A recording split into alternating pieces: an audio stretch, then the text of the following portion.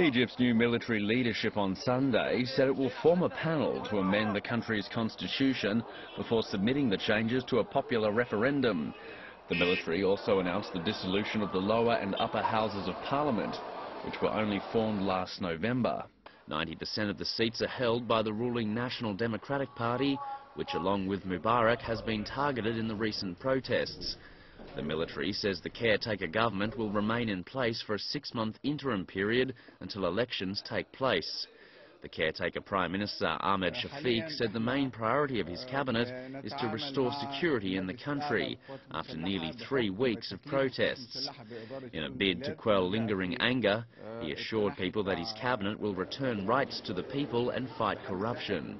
He also confirmed Mubarak is still in Egypt's Red Sea resort town of Sharm el-Sheikh, dismissing rumours that the ousted president had left the country.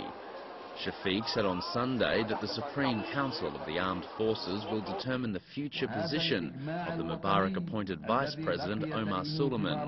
Shafiq also said Suleiman could hold a key post in the coming period, but the issue needs to be decided by the armed forces. In downtown Cairo's Tahrir Square, cars began moving across the roundabout for the first time since the massive demonstration broke out 3 weeks ago. Some Egyptians were celebrating victory, while others were asking people to leave. On Sunday morning, soldiers cordoned off protesters who remained in the square in order to facilitate the flow of traffic. The people who declined to leave have a range of grievances, including demands for a salary rise, the release of detained family members, and an end to emergency law. A group of lower-ranked policemen also gathered outside the Military of Interior on Sunday, demanding pay rises, allowances, equal treatment and a public execution for the former Interior Ministry Habib al-Adli.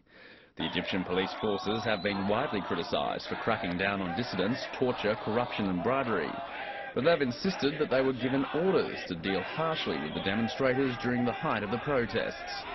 The Egyptian military has given no timetable for the transition to civilian rule, but it has sought to reassure the international community that it would honour international commitments, including a peace treaty with Israel.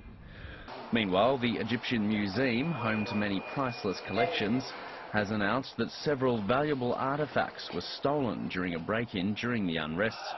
The missing pieces include a gilded wood statue of the 18th dynasty pharaoh Tutankhamun being carried by a goddess. An investigation into the missing artefacts has been launched.